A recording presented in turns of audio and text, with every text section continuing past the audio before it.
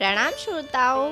आज हम अजा एकादशी व्रत की कथा का श्रवण करेंगे। इससे पहले अगर आपने मेरे चैनल को सब्सक्राइब नहीं किया है तो कृपया करके मेरे चैनल को सब्सक्राइब कर लें। अजा एकादशी भाद्रपद मास के कृष्ण पक्ष में पड़ती है। इसे जया एकादशी भी कहते हैं।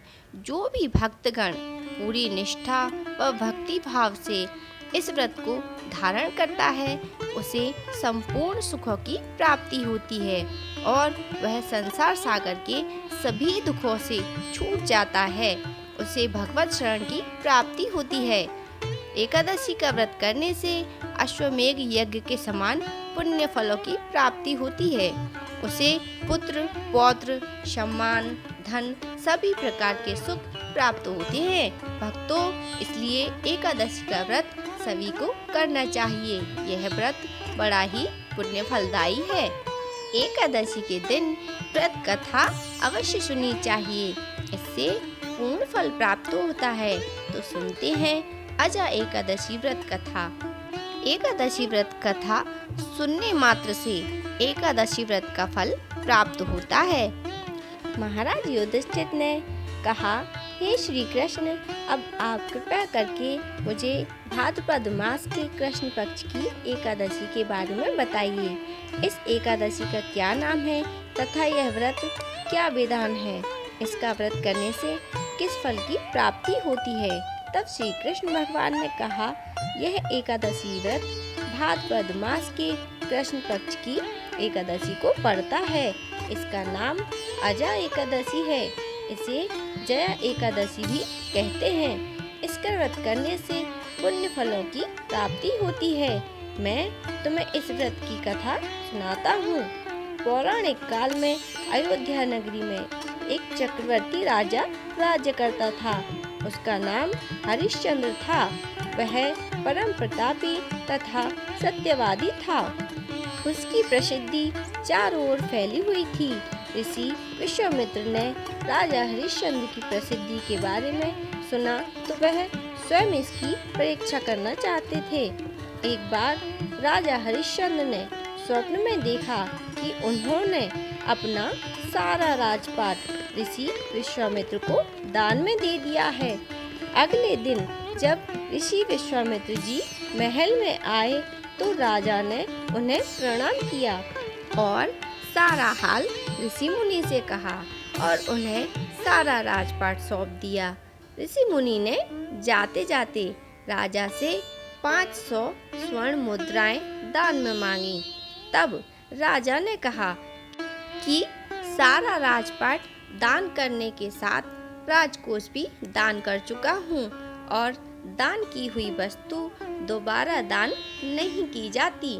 तब राजा ने अपनी पत्नी और पुत्र को बेचकर मुद्रा एकत्रित की, लेकिन वह भी 500 नहीं हुई।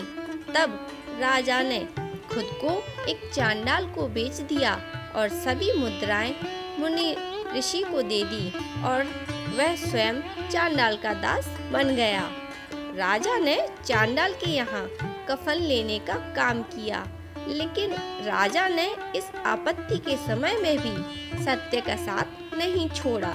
जब कई वर्ष बीत गए इस कार्य को करते हुए तो राजा को अपने इस नीच कर्म पर बड़ा दुख हुआ और वह इससे मुक्त होने का उपाय खोजने लगा। वह सदैव चिंता में रहने लगा कि क्या करूं, इस नीच कर्म से मुक्ति पाऊं। एक बार की बात है, राजा इसी चिंता में बैठा था कि गौतम ऋषि उसके पास पहुँचे। राजा ने मुनिवर को आता देख प्रणाम किया और अपनी व्यथा सुनाई। तब मुनिवर को यह सब सुनकर बड़ा दुख हुआ और उन्होंने राजा से कहा, भादों के कृष्ण पक्ष की एकादशी का नाम अजा है। तुम उसका व्रत पूरी श्रद्धा भक्ति और निष्ठा से करो और रात्रि जागरण करो, इससे तुम्हारे सभी पाप नष्ट हो जाएंगे। यह कहकर मुनिवर आलोक हो गए। जब भाद्रपद मास के कृष्ण पक्ष की अजा एकादशी आई तो राजा ने मुनिवर के कहे अनुसार विधि पूर्वक भक्ति भाव से व्रत किया और रात्रि जागरण भी किया। इस व्रत के प्रभाव से राजा के सभी पाप नष्ट हो गए। स्वर्ग में नगाड़े बजने लगे तथा पुष्प की वर्षा होने लगी। राजा ने अपने सामने ब्रह्मा, विष्णु व महेश को देखा तथा उन्हें प्रणाम किया और अपने पुत्र व पत्नी को राजसी वस्त्र व आभूषणों से परिपूर्ण पाया। इस व्रत के प्रभाव से राजा को अपने राज्य की भी प्राप्ति हुई। वास्तव में ऋषि मुनि ने राजा की परीक्षा लेने के लिए ही यह सब माया रची थी, परंतु अजा एकादशी व्रत के प्रभाव से ऋषि मुनि द्वारा रची हुई माया समाप्त हो गई और अंत समय में राजा हरिश्चंद्र अपने परिवार सहित स्वर्ग लोक को गया। हे राजन, यह सब अजा एकादशी का व्रत के प्रभाव था।